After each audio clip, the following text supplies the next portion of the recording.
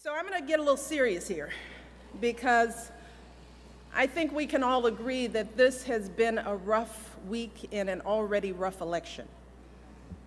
This week has been particularly interesting for me personally because it has been a week of profound contrast. See, on Tuesday at the White House, we celebrated the International Day of the Girl and Let Girls Learn. And it was a wonderful celebration. It was the last event that I'm going to be doing as First Lady for Let Girls Learn. And I had the pleasure of spending hours talking to some of the most amazing young women you will ever meet, young girls here in the US and all around the world. And we talked about their hopes and their dreams. We talked about their aspirations. See, because many of these girls have faced unthinkable obstacles just to attend school, jeopardizing their personal safety, their freedom, risking the rejection of their families and communities. So I thought it would be important to remind these young women how valuable and precious they are. I wanted them to understand that the measure of any society is how it treats its women and girls.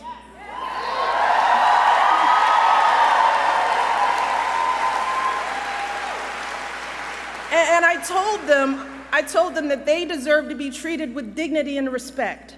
And I told them that they should disregard anyone who demeans or devalues them, and that they should make their voices heard in the world.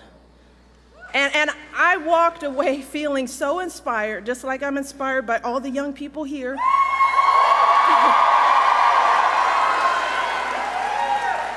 And I was so uplifted by these girls. That was Tuesday. And now here I am, out on the campaign trail in an election where we have consistently been hearing hurtful, hateful language about women. Language that has been painful for so many of us, not just as women, but as parents trying to protect our children and raise them to be caring, respectful adults, and as citizens who think that our nation's leaders should meet basic standards of human decency.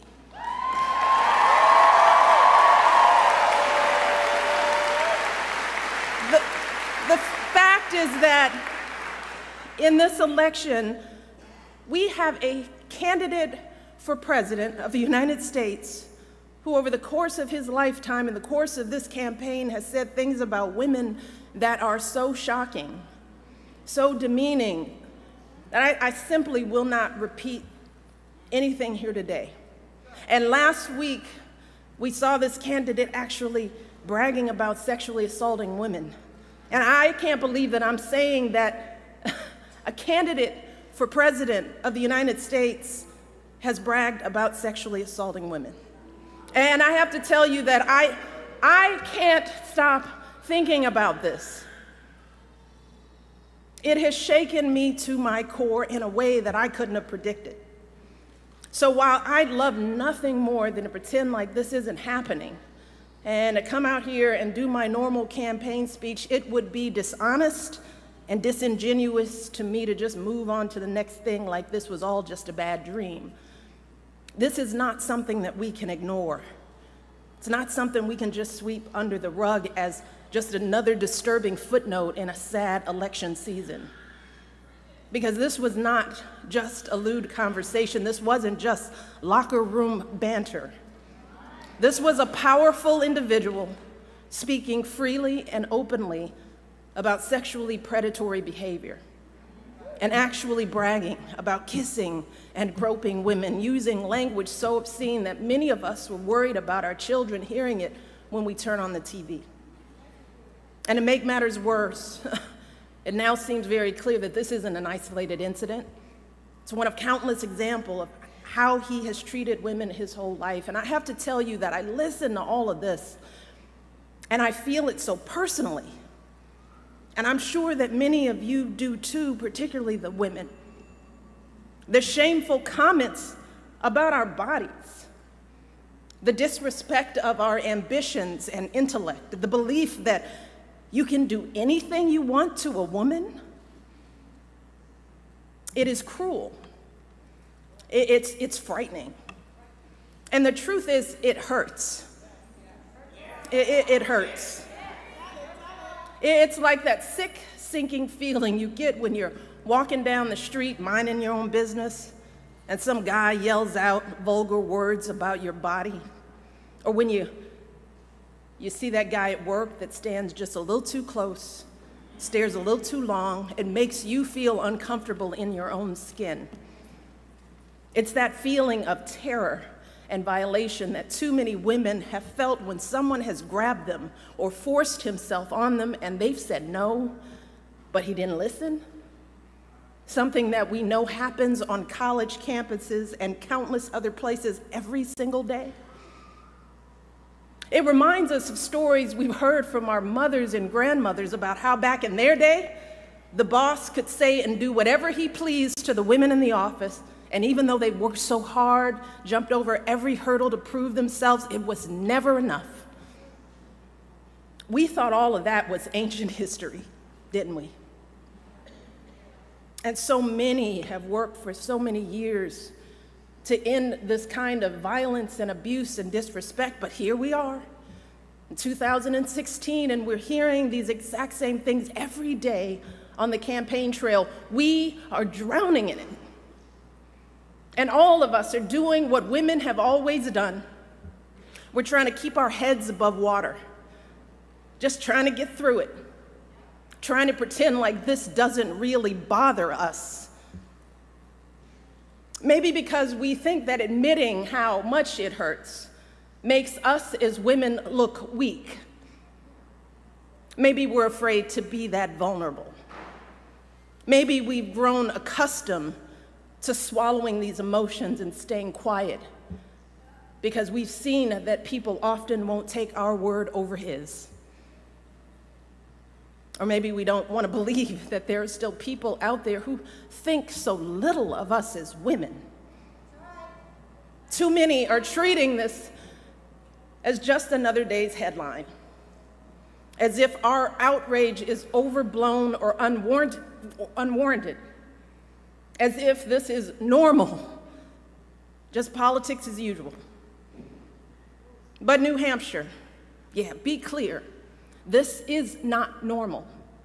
This is not politics as usual.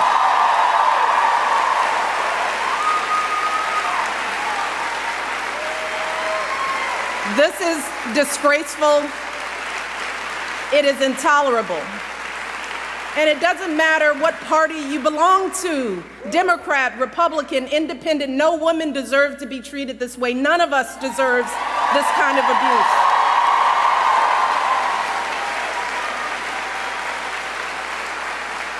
And I know it's a campaign, but this isn't about politics. It's about basic human decency. It's about right and wrong.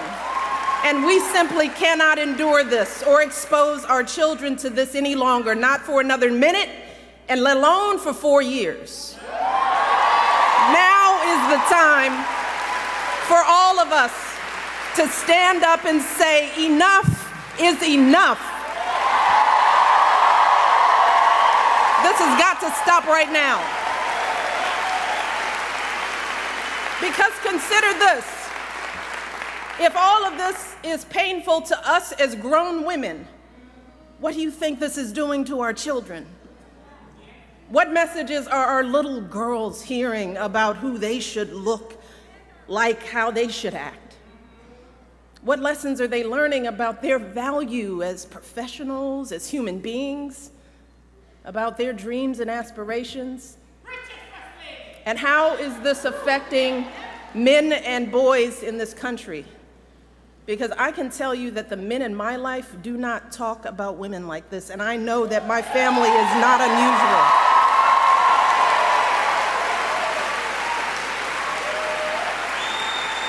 And to dismiss this as everyday locker room talk is an insult to decent men everywhere. The men that you and I know, don't treat women this way. They are loving fathers who are sickened by the thought of their daughters being exposed to this kind of vicious language about women. They are husbands and brothers and sons who don't tolerate women being treated and demeaned and disrespected. And like us, these men are worried about the impact this election is having on our boys who are looking for role models of what it means to be a man. In fact, someone recently told me a story about their 6-year-old son who one day was watching the news. They were watching the news together, and the little boy out of the blue said, "I think Hillary Clinton will be president." And his mom said, "Well, why do you say that?" And this little 6-year-old said, "Because the other guy called someone a piggy." And he said, "You cannot be president if you call someone a piggy." So even a 6-year-old knows better. A 6-year-old knows that this is not how adults behave. This is not how decent human beings behave. And this is certainly not how someone who wants to be president of the United States behaves. Because let's be very clear, strong men, men who are truly role models, don't need to put down women to make themselves feel powerful. People who are truly strong lift others up. People who are truly powerful bring others together. And that is what we need in our next president. We need someone who is a uniting force in this country. We need someone who will heal the wounds that divide us. Someone who truly cares about us and our children. Someone with strength and compassion to lead this country forward. And let me tell you, I'm here today because I believe with all of my heart that Hillary Clinton will be that president.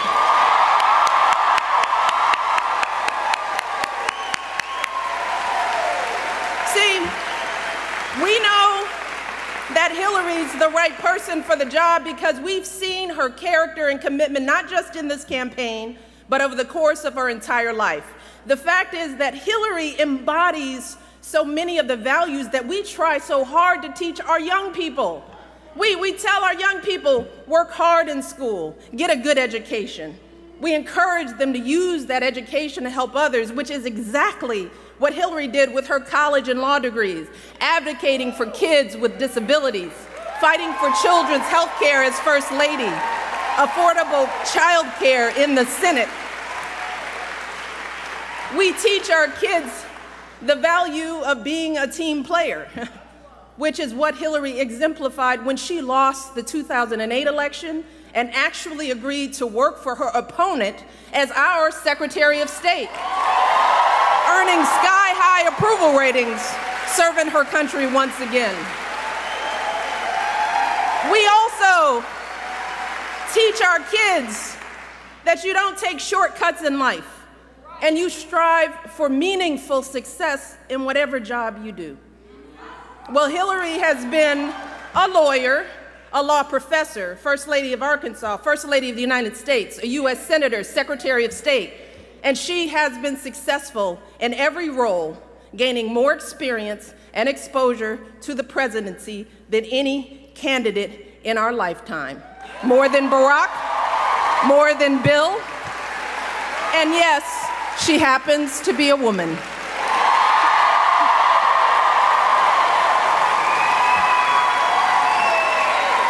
And finally,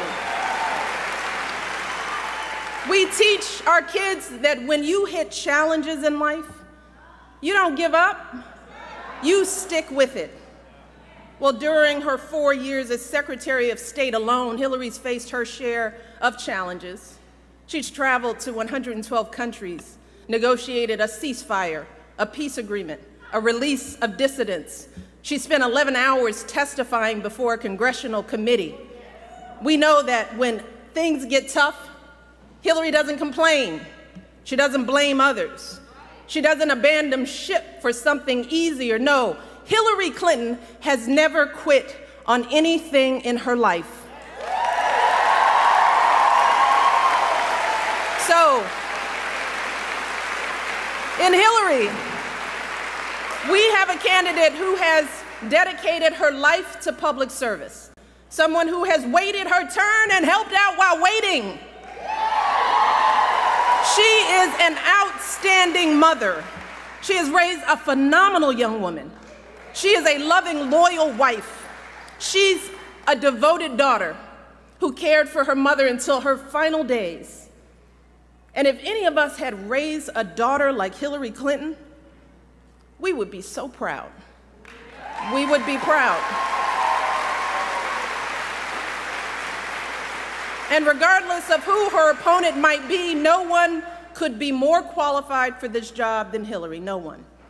And in this election, if we turn away from her, if we just stand by and allow her opponent to be elected, then what are we teaching our children about the values they should hold, about the kind of life they should lead? What are we saying? In our hearts, we all know that if we let Hillary's opponent win this election, then we are sending a clear message to our kids that everything they're seeing and hearing is perfectly okay. We are validating it. We are endorsing it. We're telling our sons that it's okay to humiliate women.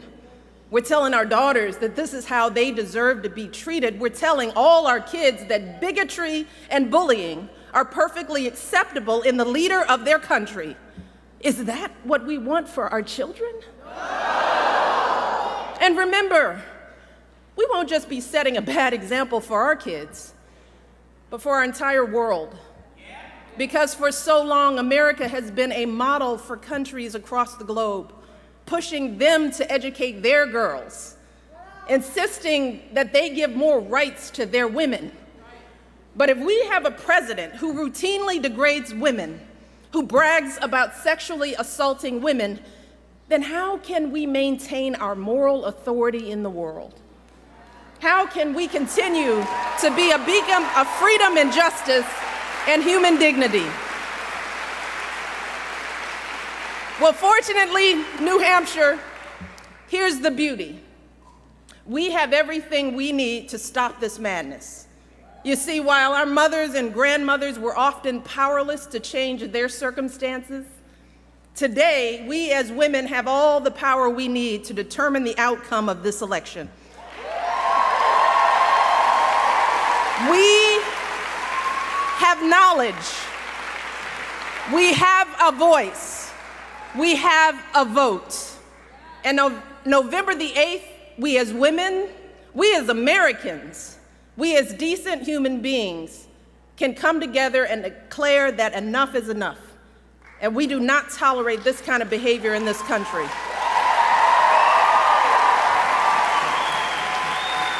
Remember this. In 2012, women's votes were the difference between Barack winning and losing in key swing states, including right here in New Hampshire. So, for anyone who might be thinking that your one vote doesn't really matter, or that one person can't really make a difference, consider this. Back in 2012, Barack won New Hampshire by about 40,000 votes, which sounds like a lot. But when you break that number down, the difference between winning and losing this state was only 66 votes per precinct. Just take that in. If 66 people, each precinct, had gone the other way, Barack would have lost.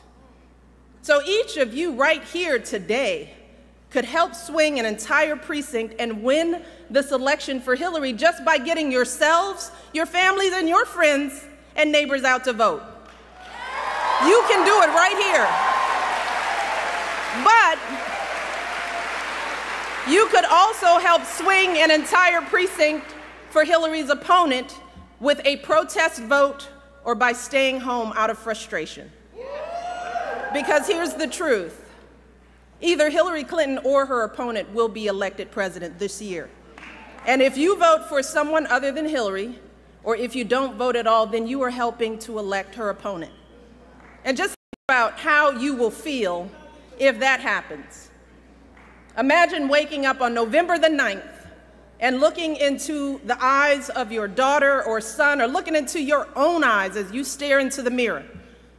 Imagine how you'll feel if you stayed home, or if you didn't do everything possible to elect Hillary. We simply cannot let that happen. We cannot allow ourselves to be so disgusted that we just shut off the TV and walk away. And we can't just sit around wringing our hands. No, we need to recover from our shock and depression and do what women have always done in this country. We need you to roll up your sleeves. We need to get to work. Because remember this, when they go low, we go. Yes, we do.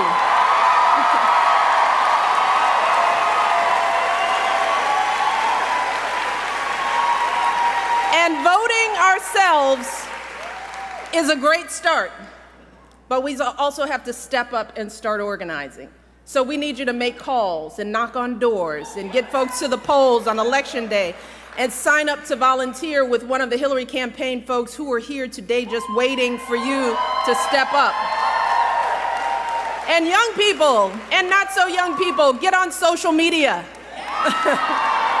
Share your own story of why this election matters, why it should matter for all people of conscience in this country. There is so much at stake in this election. See, the choice you make November 8th could determine whether we have a president who treats people with respect or not, a president who will fight for our kids, for good schools, for good jobs for our families or not, a president who thinks that women deserve the right to make our own choices about our bodies and our health or not. That's just a little bit of what's at stake. So we cannot afford to be tired or turned off. And we cannot afford to stay home on Election Day.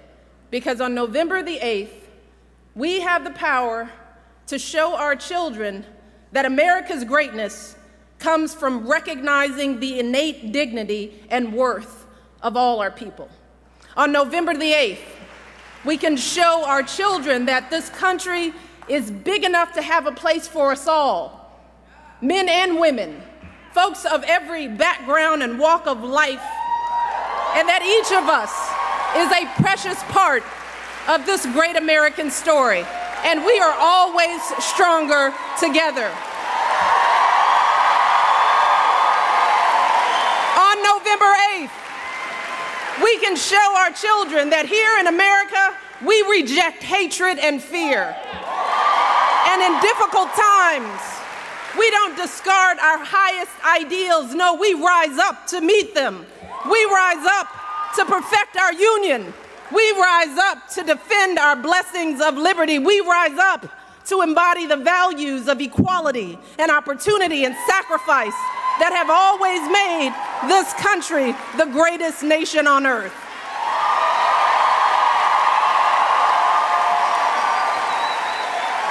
That is who we are. And don't ever let anyone tell you differently. Hope is important. Hope is important for our young people.